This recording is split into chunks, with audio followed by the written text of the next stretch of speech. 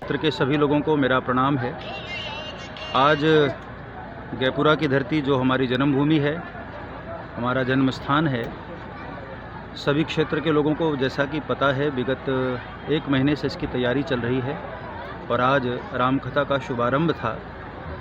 तो हमारे शास्त्रों में ऐसा कहा जाता है कि किसी भी कार्य के शुभारंभ में जब माताएं सिर पर जल भरा हुआ मंगल कलश लेकर चलती हैं तो एक प्रकार का शगुन है। भगवान राम के ब्याह में भी सुनि अस ब्याह सगुन सब नाचे, तो सारे सगुन नृत्य कर रहे थे। तो उसी उपलक्ष्य में आज भी जब भी कोई कार्यक्रम होता है, यज्ञ का शुभारंभ हो, ज्ञान यज्ञ का शुभारंभ हो, तो इस तरह से एक शोभा यात्रा, कलश यात्रा निकलती है। साथ में हम लोग इसको पोथी यात्रा भी कहते हैं। रामायण जी जिनका गुणगान होने जा रहा है, जिनकी कथा होने जा रही है, रामायण जी ने पूरे नगर की परिक्रमा की, पूरा भ्रमण किया ताकि रामायण जी का पूरा आशीर्वाद हमारे क्षेत्र के लोगों पर हो और हमारे यहाँ के सभी जनमानस प्रसन्न हो, आनंदित हो। इसी उपलक्ष्य में ये राम कथा कितने दिन तक चलेगी? ये 9 दिवसीय राम कथा है। चूँकि नवाह पारायण होता है तो पूरी नवाह पारायण की कथा है 9 दिन की। आज कथे का प्रथम दिन है जी, और इसमें किसका वर्णन किया जाएगा? आज प्रथम दिन है और मंगलाचरण होगा। मंगलाचरण में और फिर वंदना प्रकरण की कथा रहेगी।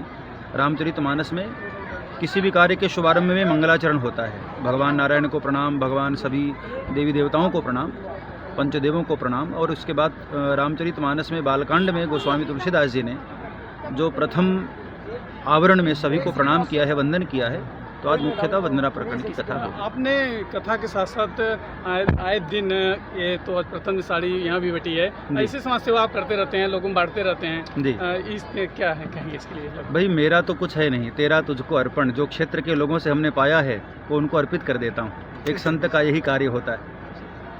तो हमारे इसके पीछे कोई उद्देश्य नहीं मिर्जापुर में, लेकिन इसके बाद भी आपकी बटी है जी नहीं। नवरात्रि में रहती है लोगों में। मैं नहीं था, मेरी पत्नी यहाँ जरूर आई थी और माता जी का उन्होंने दर्शन भी किया।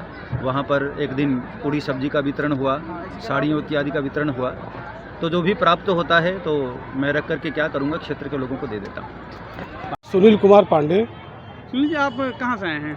मिर्जापुर शहर से। तो शहर से आए हैं, तो कथा आज का प्रथम दिन है, आप बहुत पहले से ही डटे हुए हैं सुबह से? नहीं, मैं विश्व कल्याण मिशन ट्रस्ट का उपाध्यक्ष हूँ जनपद मिर्जापुर का। और ये चिन्मयानंद बापू जी के पूरे 9 दिन के कथा में हमारी पूर्ण सक्रिय भागीदारी रहेगी और तमाम लोक कल्याणकारी कार्यों को करते हुए ये 9 दिन की श्री राम कथा का आयोजन गैपुरा के इस सरोई की इस धरती पर हुआ है।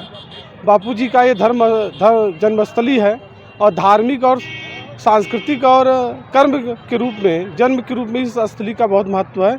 और हम लोग बापू चिन्मयानंद जी के जो लोक कल्याणकारी कार्य हैं, राम कथा के माध्यम से जो समाज में संदेश देना चाहते हैं, उस संदेश को और मजबूती प्रदान करने के लिए जन जागरण भी कर रहे हैं।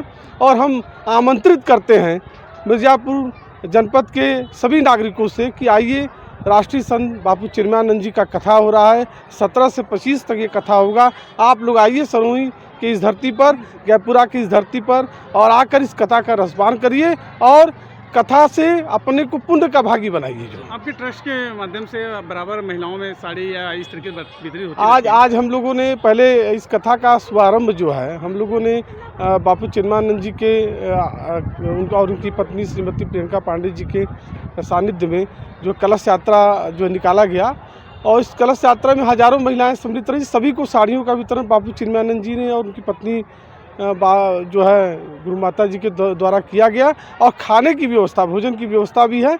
हम लोग हमेशा लोक कल्याणकारी, जन कल्याणकारी कार्य करते हैं।